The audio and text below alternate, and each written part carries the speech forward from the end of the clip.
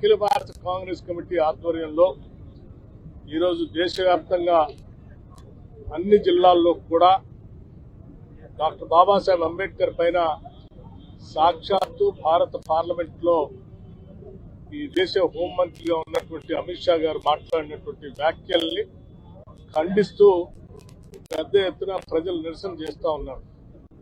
అందులో భాగంగా ఈరోజు ఖమ్మం జిల్లాలో కూడా జిల్లా కాంగ్రెస్ కమిటీ దుర్గా ప్రసాద్ గారి ఆధ్వర్యంలో ఈ కార్యక్రమాన్ని చేపట్టడం జరిగింది.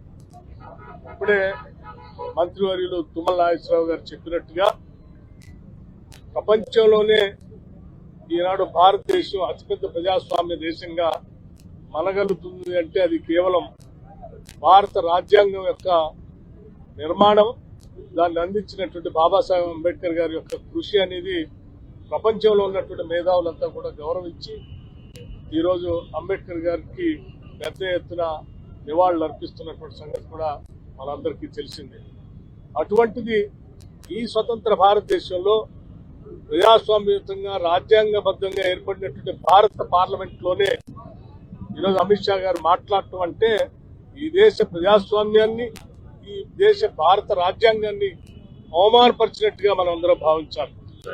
ఎవరైతే భారత రాజ్యాంగం పైన ప్రమాణ స్వీకారం చేసి ప్రమాణం చేసి ఈ దేశ ప్రధానిగా, ఈ దేశ హోంమంత్రిగా పనిచేస్తానని, భారత రాజ్యాంగం ప్రకారం నడుచుకుంటానని రాష్ట్రపతి ఆధ్వర్యంలో ప్రమాణం చేసి ఈరోజు పరిపాలన చేస్తున్నటువంటి ప్రధానమంత్రి గాని లేకపోతే హోంమంత్రి గాని ఇవాళ భారత రాజ్యాంగానికి విరుద్ధంగా వాళ్ళ ప్రవర్తన, వారి మాటలు స్పష్టంగా కనిపిస్తా ఉన్నాయి.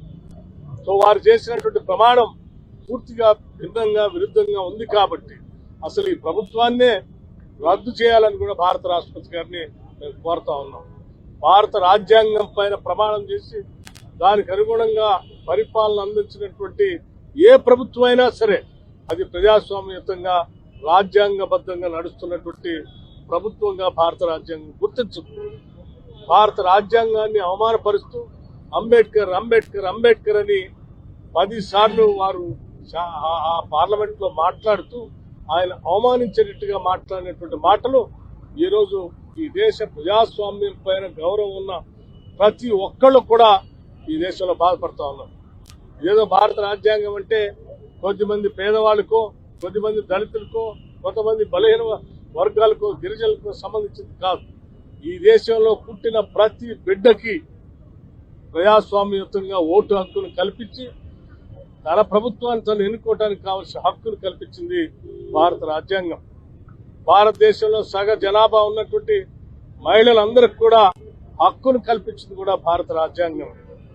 ఈ దేశంలో ఉన్నటువంటి సంపద కానీ, వనరులు కానీ దేశ పౌరులందరికీ చెందాలి, అవి సమానమైనటువంటి అవకాశాలు పౌరులందరికీ ఉండాలని చెప్పింది కూడా భారత రాజ్యాంగం. ఈ దేశంలో ఉన్నటువంటి అనేక మతాలు లౌకికవాదంతో ఎవరి మతాన్ని వాళ్ళు కొలుచుకొని ప్రేమించుకొని దాన్ని ఆరాధించుకునేటట్టు స్వతంత్రాన్ని ప్రసాదించింది కూడా భారత రాజ్యాంగం. అంటే ఈ దేశంలో ఉన్నటువంటి ప్రతి పౌరుడికి ఈరోజు కలిగినటువంటి ప్రతి హక్కు భారత రాజ్యాంగం ద్వారా